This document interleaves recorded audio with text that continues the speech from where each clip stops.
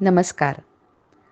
वंदनीय दादांना आपण सगळ्यांनी प्रत्यक्ष रूपात बघितलं नसलं तरी दादांचं अस्तित्व आपल्याला आपल्या आयुष्यात जाणवत असतं.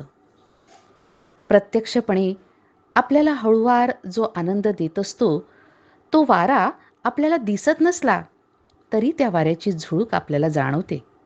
तसंच दादांचं अस्तित्व आपल्या सगळ्यांच्या आयुष्यात आहे. आपण सर्वांनी आपल्या अनुभवातले दादा जाणले आहेत किंवा आपण पुस्तकांमधून जे वाचले आहेत तेवढेच दादा आपल्या सर्वांना माहिती आहेत. पण कार्याच्या सुरुवातीपासून दादांसोबत जे सेवक होते त्यांनी जेवढं जवळून दादांना बघितलं आहे, त्यांना जो दादांचा सहवास लाभला आहे तो सगळ्यांनाच लाभला असं नाही आणि सगळ्यांना अनुभव पण सारखेच आले असंही नाही. दादांचे विविध पैलू आपल्याला या सर्वांशी आपण जेव्हा प्रत्यक्षात भेटू तेव्हा कळतात. पण सगळ्यांनाच जे ज्येष्ठ सेवक केंद्रप्रमुख आहेत त्यांना भेटणं शक्य नाही. तेव्हा ज्या गोष्टी आपण पुस्तकात नाही वाचल्या, पण ज्या गोष्टी या सगळ्यांच्या हृदयात कायमच्या कोरल्या गेलेल्या आहेत, असे अमृतानुभव, आपल्याला माहीत नसलेले दादा, दादांच्या आठवणी या सर्व भक्त भाविकांपर्यंत पोहोचाव्यात या दृष्टीनं गुरुसंवाद ही मालिका आम्ही आपणासमोर प्रस्तुत करीत आहोत. या मालिकेमधून आपण न ऐकलेले, आपल्याला माहीत नसणारे वंदनीय दादांसोबतचे या सर्वांचे सुखद क्षण, अशा सर्व ज्येष्ठ गुरुबंधू भगिनी आणि केंद्रप्रमुखांकडून घेतलेल्या या मुलाखती आपण सर्वांना मार्गदर्शक आणि येणाऱ्या तरुण पिढीला प्रेरणा देऊन, प्रोत्साहित करून कार्य पुढे नेण्याला निश्चितच मार्गदर्शक ठरतील. या सर्व मुलाखती या चॅनलवर आपणास बघायला मिळणार आहेत. तेव्हा या अमृतानुभवांचा आपण सर्वांनी लाभ घ्यावा ही आपण सर्वांना विनंती. शुभम भवतु. कल्पना राजे यांच्या मुलाखतीचा भाग 1 आपण ऐकलात. आता ऐकूया मुलाखतीचा भाग 2. कार्यकेंद्रावर वेगवेगळे भक्त भाविक येतात, गुरुबंधू येतात.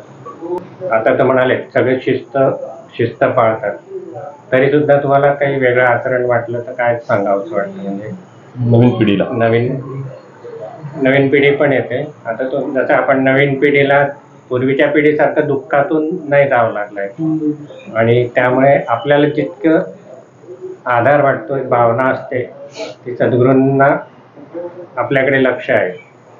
या नवीन पिढीला आपण काय सांगू शकतो की तुम्ही कमीत कमी सद्गुरूंच्या सेवेबद्दल त्यांना जर तुम्हाला संदेश द्यायचा आहे नवीन पिढीला, की तुम्ही काय द्या? कसं आहे ना, की शिस्त ही सद्गुरूंनी लावली, ती त्यांच्याकरता नाही लावली, ती तुमच्याकरता लावली.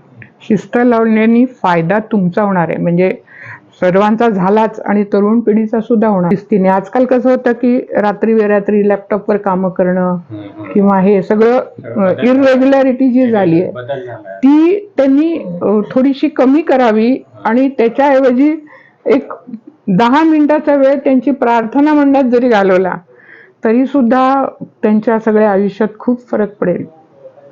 मला आठवतं एक गुरुबंधू भगिनींचा मुलगा येत नव्हता. दादांनी सांगितलं होतं तू जिथे असशील तिथे 7 वाजता माझं फक्त स्मरण कर. म्हणजे किती सोपं करून दिले. खूप सोपं.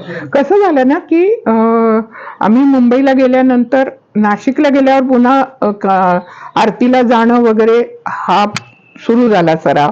पण मुंबईला होतो तेव्हा आम्ही मालाडला राहत होतो. मालाडहून जाणं कठीण होतं, तसं शक्य नव्हतं जाणं.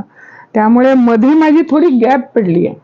म्हणजे कशी मी स्वतः आरती किंवा साधना हे सगळं करत होते, पण कार्यकेंद्रावर जाऊन गुरुबंधूंशी भेटणं बोलणं मध्ये गॅप. आता आमच्या वेळेस होते ते शशी काका, नंतर कर्वे काकू ज्या होत्या त्यांची बहीण म्हणजे शोभाताई, हे सगळे आमच्या वेळेस होते. पटवर्धन होते. त्यामुळे आताच्या पिढीला ते कोणीच कदाचित माहिती नसणार आहेत. आणि आताच्या पिढीशी माझी तेवढी गाठभेट झाली होत नाही, कारण की नव्याने मला 5वा आणि 4था मणका माझा डिस्लोकेटेड आहे. त्यामुळे पायरी चढता येत नाही कोणाच्या तरी आधाराशिवाय. त्यामुळे कुठेही जायचं म्हटलं तरी पायरी तर चढावीच लागते. त्यामुळे माझं जाणं तसं कमी झालंय खूप. त्यामुळे आत्ताच्या पिढीशी एवढा संपर्क माझा जी येत साधना नाही. दादांनी शिकवली आपल्याला ती तरी नवीन पिढीने करायला पाहिजे. साधना करायलाच पाहिजे, साधना करायला पाहिजे. साधना निदान आठवड्यातून एक दिवस तरी करा मी म्हणेन नवीन हा. पिढीला.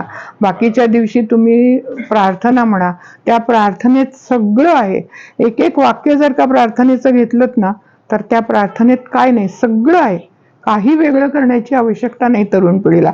आणि ते इतकं सहज सोपं करून दिलं. म्हणजे कित्येक वर्षापूर्वी त्यांनी हा विचार केला की पुढची पिढी हे करणार नाही, त्यांना सोपं व्हायलासाठी काय करायला पाहिजे. म्हणजे दूरदृष्टी किती होती त्यांची, जबरदस्त. फक्त आता या लोकांनी आचरण करायला पाहिजे. आचरण महत्वाचं आहे. आणि वेळेचं बंधन नाही दिलंय की आपल्याला जसं बरोबर सामन्याने वेळेचं म्हणजे आता यांना कार्याचं सगळं प्रणाली बदलली, शेड्यूल बदललंय. कुठल्याही वेळेला त्यांनी आता साधना करता आली पाहिजे. एवढी सवलत सोपं करून दिलंय. खरंय, सोपं करून दिलंय सगळं. पण वेळेचं बंधन कुठल्याही गोष्टी, आता फॉर एक्झाम्पल मला जर का माझा स्वभाव बदलायचा आहे आणि मी म्हणते की मी माझा स्वभाव बदलला तर त्याचा फायदा मलाच आहे, समोरच्याला त्याचा फायदा नंतर आहे. पहिला फायदा माझा आहे स्वभाव बदलण्याचा. तसंच आहे ते. पहिल्यांदा तुम्ही आत्मसात करा, मग पुढचे तुमचं बघून तर करतीलच. नाही केलं तर तुम्ही त्यांना सांगा, शिकवा. इतकं सहज सोपं आहे ना त्यांचं की कुठली छोटी सुद्धा मुलगी सुद्धा ती प्रार्थना म्हणू शकेल सहज. बाकी काही नाही. आणि त्यांना दुसरं काहीच, आणि ते तुमच्याच भल्यासाठी आहे. ते काही दादांसाठी नाही करायचंय, तुमच्यासाठीच करायचंय. आता दादांनी जे ज्ञान संवेदना वगैरे तेव्हा घेतली तुमच्यासाठी म्हणा, आता ज्ञान संवेदना वगैरे आपण असं बघतो की पालकच मुलांना पाठवत नाही की ते फार आवश्यक आहे. खरं तर मी तर म्हणतो या पुढच्या पिढीला ज्ञान संवेदना वर्गाच्या याच्यातून खूप काही मिळतं. म्हणजे मी सांगेन ते बरोबर आहे का चूक आहे मला माहिती नाही, कदाचित आय मे बी रॉंग. कसं झालंय ना आजकाल, एकच मुलगा किंवा एकच मुलगी, त्यामुळे आपल्या पालकाला सगळं चांगलंच मिळालं पाहिजे हा आई वडिलांचा दृष्टिकोन. चूक काहीच नाही त्याच्यात, पण त्या चांगल्यामध्ये हाही एक भाग असू दे. ही जर का त्यांनी शिकवण नाही लावली तर त्या मुलांचा काय दोष आहे. बरोबर, म्हणजे पहिली जबाबदारी पालकांचीच आहे त्यांची. आजकाल म्हणजे पूर्वी कसं होतं, 2 भावंड 3 भावंड म्हटलं की आपोआप ऍडजस्टमेंटची सवय होती. तुला आज हे नाही, तुला उद्या मिळेल, तुला हे मिळेल. तसं नाहीच ना. मला पाहिजे म्हणजे पाहिजे, नाही करणार म्हणजे नाही करणार. आई वडील तिथे हतबल होतात आजकालचे. तर ते आधी आई वडिलांनीच हतबल व्हायला नको. मोबाईल बघ म्हणजे हे सवय इतकं चुकीचं आहे हे. आपण जसे संस्कार करू तसंच तो हे करणार. अक्षरशः संस्कार फार महत्वाचे. संस्कार आई वडिलांची, नाही तर दादांना दाखवायचं की बघा ऐकत नाही. नाही म्हणजे हे दादांना सांगणं चुकीचंच आहे ना, ऐकत नाही. अरे तुझ्याच हातात आहे ऐकायला लावणं न लावणं. ते काय करणार. त्यांनी तर सगळं तुम्हाला इतकं सहज सोपं करून दिलं. उद्या त्याला म्हटलं असतं की तू कुठलं काय स्तोत्र संस्कृत मधलं म्हण, तर त्यांनी तुम्हीच नसतं म्हटलंय. इतकं सहज सोपं आहे. आधी शरीराला संस्कार आई वडिलांनी द्यायला पहिले, मग ते शरीर मानलं की मनावरती बिनतात ते संस्कार. मुळात आई वडीलच संस्कारी आहेत की नाही हाच प्रश्न आहे. स्वतः ते आहेत की नाही, कारण त्यांना आता जास्त झालेल्या व्यवसाय हे संमेलनात म्हटलं होतं की एक ज्ञान संवेदना वर्ग आता आई वडिलांसाठीच काढायला पाहिजे. हो, अगदी खरं, अगदी बरोबर, अगदी बरोबर. काहीशी बोलणं झालं होतं काहीतरी निमित्ताने. त्यांना म्हटलं तुमचं खूप सुंदर झालं ते. तर त्या सांगत होत्या की 5 ते 15 वर्षाच्या मुलापर्यंत एकत्रच होतं. त्यामुळे माझी फार पंचायत झाली की जे मी 15 वर्षांना सांगितले 5 वर्षाला कळणार नाही, ते गरजेचं नाही. आणि जे 5 वर्षाला सांगितले 15 वर्षाचं होऊन गेल्यामुळे ते वय होऊन गेलेलं आहे. पण त्यांचं एक वाक्य मला फार आवडलं त्याचं. त्या म्हणाल्या की आपली मुलं दादांनी सांगितली तशी घडली, इतर जगात नाही. हे त्यांचं वाक्य मला फार ते बावलं त्यावेळेस, की आपली मुलं आहे ही. नाहीतर मग मोबाईल पाहिजे, तुम्ही म्हटलं तसं की मोबाईल पाहिजे, मग जेवणाशिवाय जेवणार नाही, टीव्ही पाहिजे समोर, मग नानाविध त्यातनं वाईटही गोष्टी घडतात. मी आता मध्ये कॅनडाला गेले होते ना, तर टी व्ही लावायचा म्हटलं तर माझा मुलगा म्हणाला आणि सुनबाई म्हणाले की टी व्ही नाही लावत मम्मा आम्ही, कारण की टी व्ही लावला की मग तिथेच लक्ष जातं, तिचं नात आहे थोडी. टी व्ही नाही लावत, ती झोपली तर आम्ही थोडा वेळ बघतो, नाहीतर टी व्ही अजिबात नाही.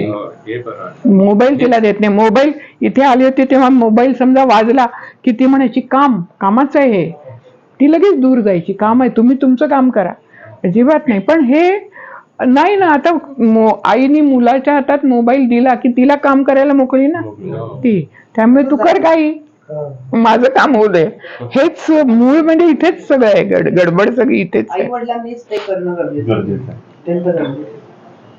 कारण आम्ही आता किती वेळेला आपण बघतो, म्हणजे तुम्ही कुठे आपण बाहेर गेलो, कुठेतरी सहलीला जातो, कुठेतरी जातो, जेवायला रेस्टॉरंटमध्ये जातो, तिथे इतकी लहान म्हणजे 5-6 महिन्याचं मूल होतं ते, आणि त्या 6 महिन्याच्या मुलाने आपल्याला जेवू द्यावं म्हणून त्याला त्या हाय चेअर मध्ये बसवलं आणि त्याच्यासमोर मोबाईल ठेवून दिला.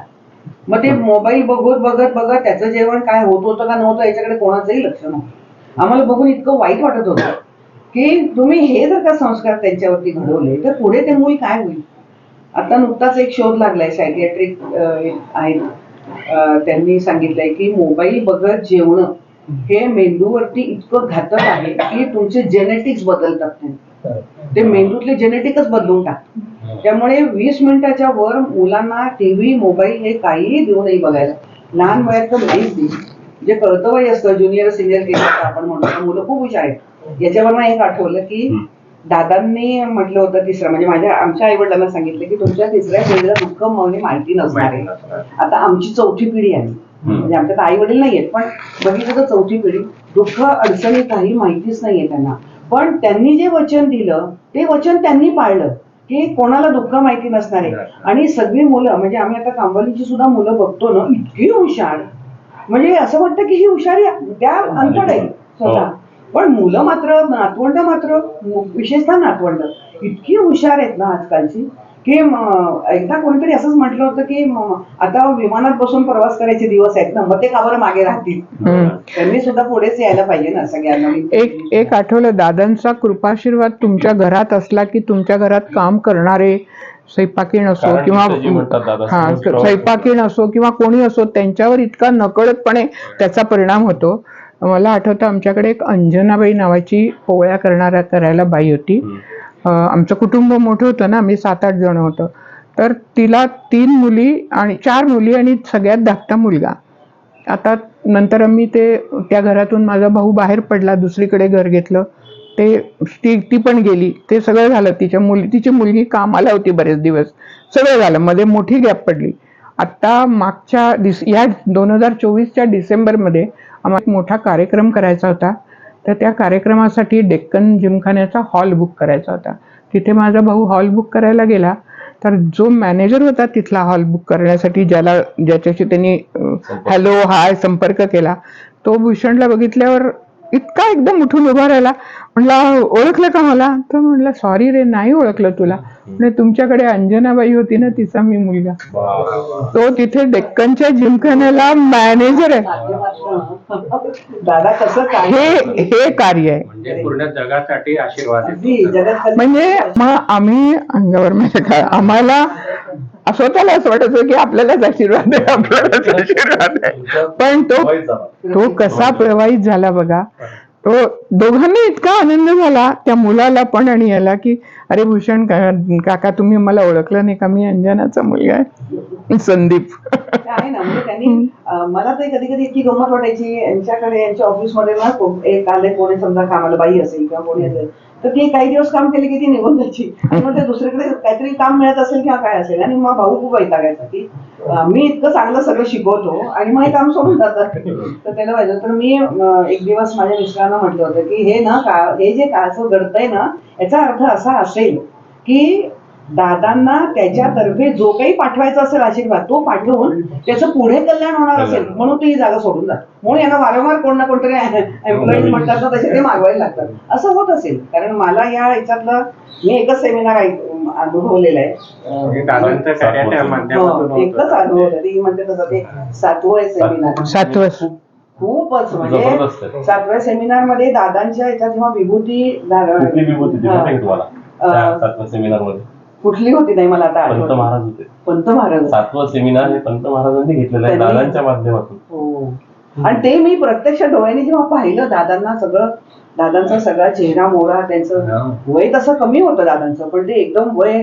अजून एक बाबा मला वाटतं आले होते, मला ते आता आठवत नाही, 8व्या याच्यामध्ये. कारण प्रत्येक सेमिनार मध्ये एक एक विभूती विभूती. दादांच्या माध्यमातून ते सेमिनार बरोबर घेत होते. बरोबर आणि हे 7वं जे तुम्ही केलं त्याच्यात पंत महाराजांनी ते पूर्ण घेतले. पूर्ण केलं.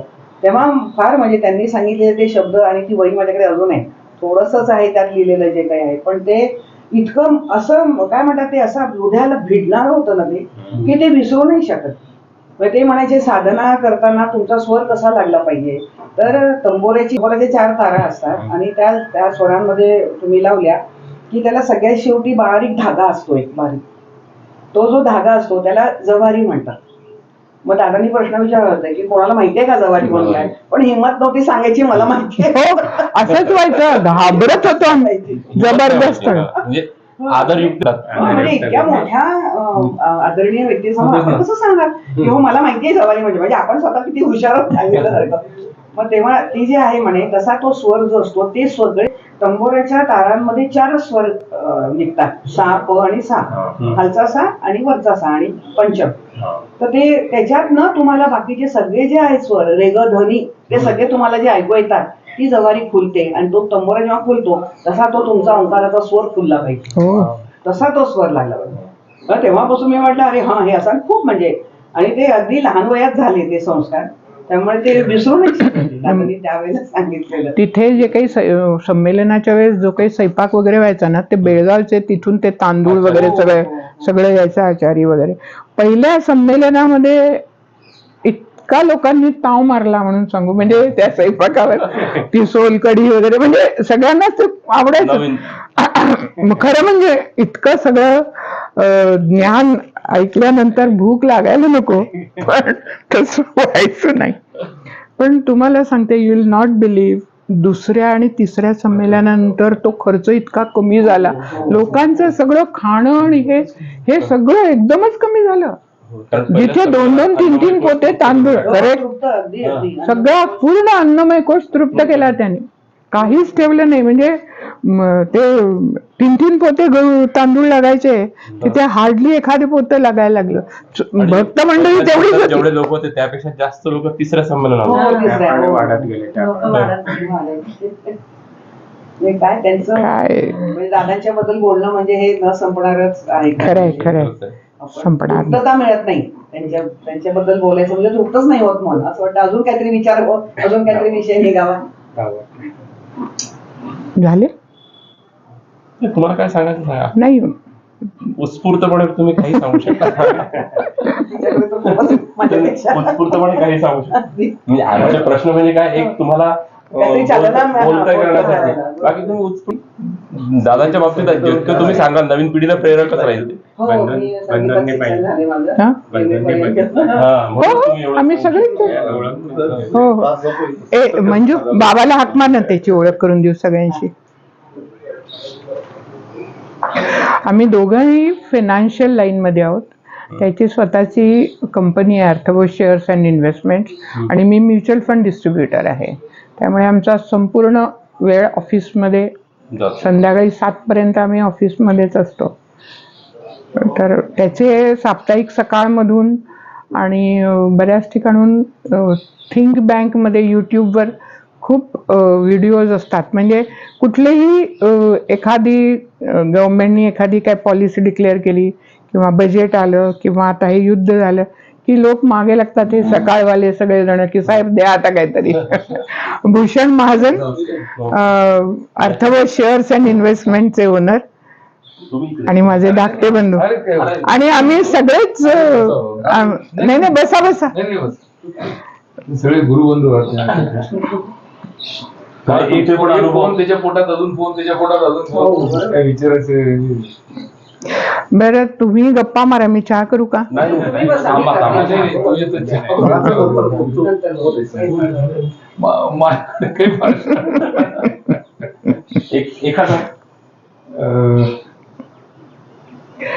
आपल्या हिचा यानीचा आहे ना, किती आहे? तो भानुताईंची हो म्हणजे दादाच आहेत, भानुताई म्हणजे दादा आहे.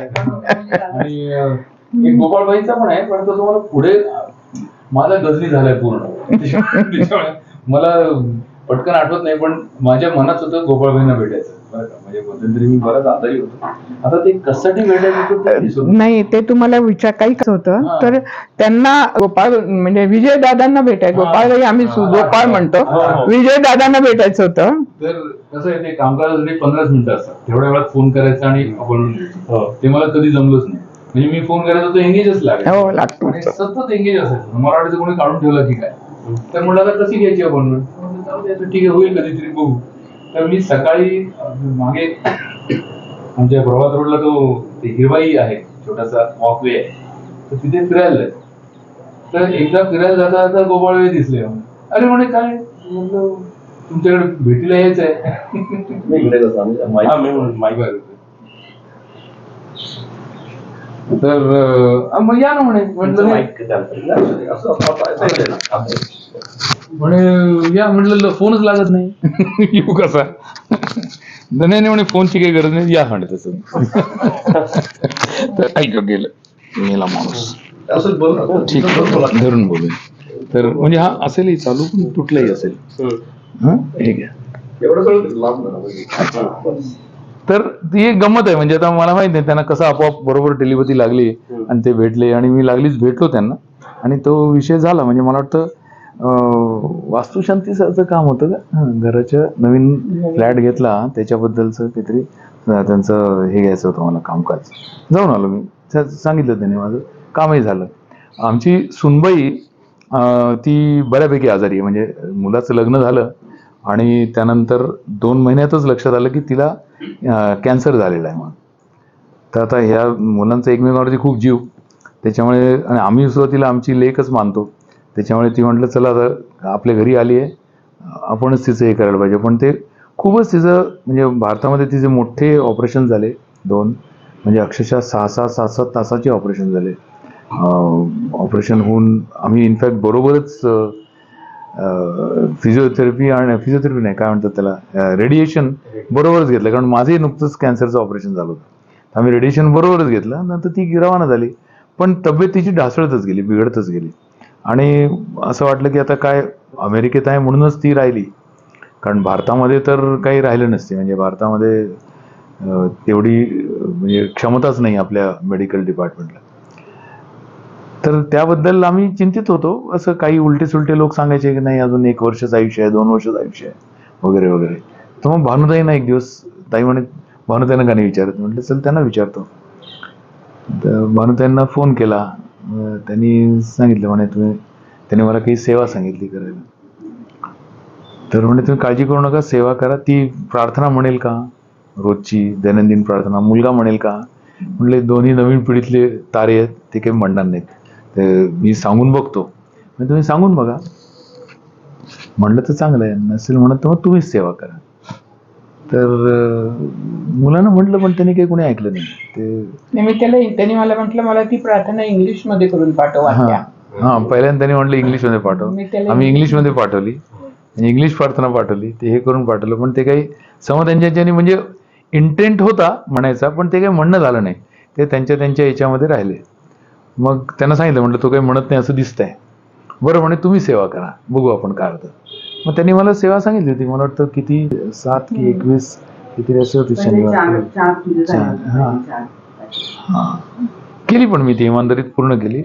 पण आता म्हणजे ज्या मुलीला म्हणजे असं आम्ही म्हणत होतो की माहीत नाही आता काय भविष्य आहे. बरं मुलाचा जीव होता भरपूर, पण त्याचं आयुष्य कसं अर्धवट अडकलेलं तरुणपणी, म्हणजे तसं संसारात पडलो पण संसार सुख नाही अशा प्रकारचं ते होतं. तर ते एक थोडीशी म्हणजे 2016 पासून ती आजपर्यंत आहे. नाही त्यातही काय झालं की ते म्हणजे 2दा आम्ही 18ला आणि 19ला म्हणजे कसं झालं की आमचा लग्नाचा वाढदिवस असतो 8 जुलैला. तर आम्हाला 8 जुलैला फोन आला मुलाचा.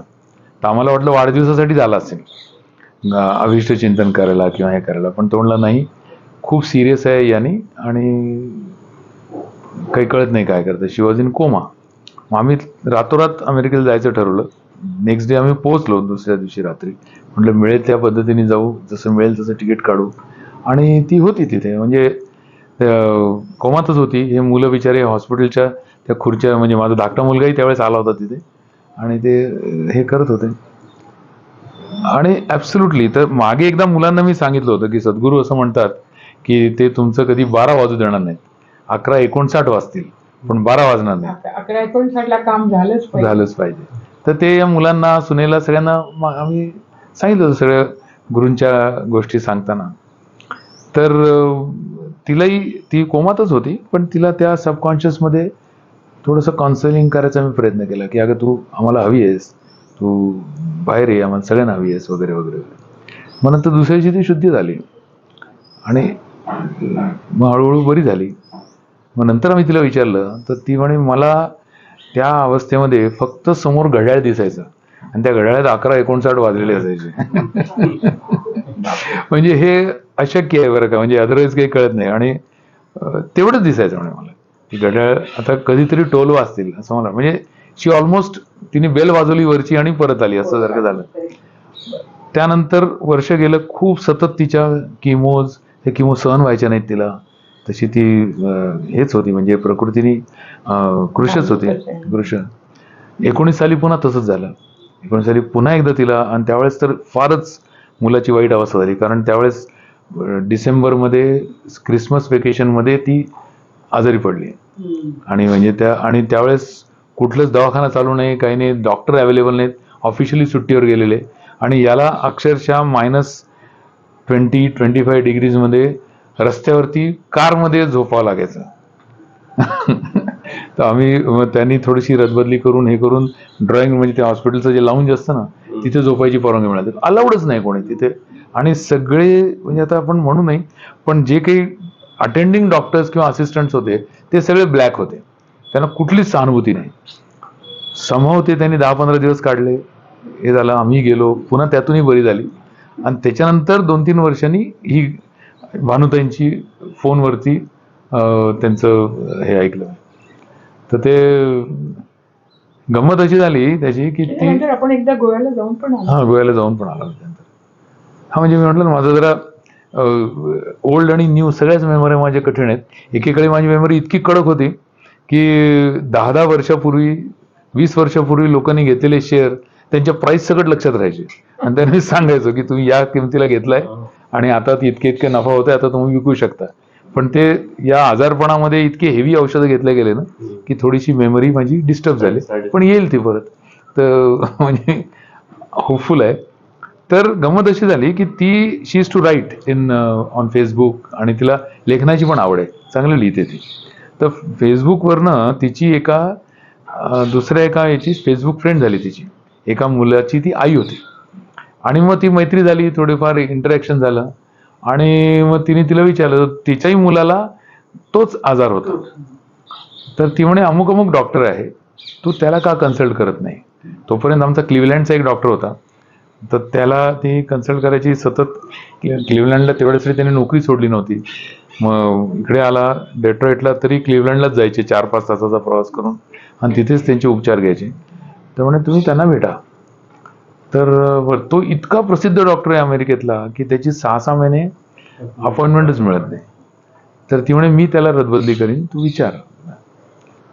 तर मग तिने त्यांना सांगितलं वाटतं. मग यानी पण कॉन्टॅक्ट केलं डॉक्टरना. तर तो म्हणे okay, I have time next week, can you come. तर ते पुढच्या आठवड्यात जाऊन भेटले. मग तिची वेगळ्या प्रकारची ट्रीटमेंट सुरू झाली. म्हणजे त्यांनी काही बदल केले असतील, हे केलं असेल. आणि आता लेटेस्टमध्ये, मागच्या वर्षी जेव्हा मी तिथे होतो तेव्हा तिथे कंटिन्युअस 6 महिने रेडिएशन चालू होतं तिला. इतकं हेवी होतं की तिला ते सहनच होत नव्हतं, पण ते त्यांना म्हटलं निष्ठेने पूर्ण करावं. तर आता टचवूड, सध्या तब्येत चांगली आहे, तर वजनही वाढलंय तिचं. आणि आता मुलं, म्हणजे असं वाटत होतं 24 सालची अखेर ती पाहते की नाही. तर आता 2-3 सुट्ट्या त्यांनी, हॉलिडेज हे केले. पुढे काय होईल माहीत नाही. म्हणजे तिची पण आणि त्याची पण, म्हणजे त्याची तयारी होती. म्हणजे आम्ही जेव्हा त्यांना म्हणायचो की तुम्ही, म्हणजे इनफॅक्ट आता साहजिक विचार येतात ना की बाबा why don't you adopt somebody. पण ती हेच म्हणायची की बाबा माझंच निश्चित नाही, तुम्ही कोणाला अडॉप्ट करून कुठे काय करू. त्यामुळे मग ते पण ती पॅरेंटिंगची भावना असते ना, मग शेवटी त्यांनी एक मताने एक मांजर पाळली. मांजर म्हणजे बोका पाळला एक. तर तो आता त्यांच्या फॅमिलीचा मेंबर आहे, म्हणजे आमच्याही फॅमिलीचा मोठा देखणा आहे अगदी तो, आणि खूप जीव लावतो यांच्यावर. हे जर पुण्याला आले भारतात आणि त्याला ठेवतात ना ॲनिमल हाऊसमध्ये, तर तो नंतर बोलत नाही त्यांच्याशी महिनाभर. नाराज होतो. मांजरी प्रेम लावत नाही, त्याच्या स्वार्थी असतात ना, पण ते कुत्रे बोका. तर असे अनुभव आहेत. म्हणजे मला काहीच आठवत नव्हतं, पण आता तू आठवण करून दिली भावनाताईंची, त्याच्यामुळे या 2 गोष्टी आठवल्या. थँक्यू. सद्गुरूंना आम्ही म्हणतो निर्गुणावस्थेतला आजही आधार वाटतो तो हा प्रश्न होतो.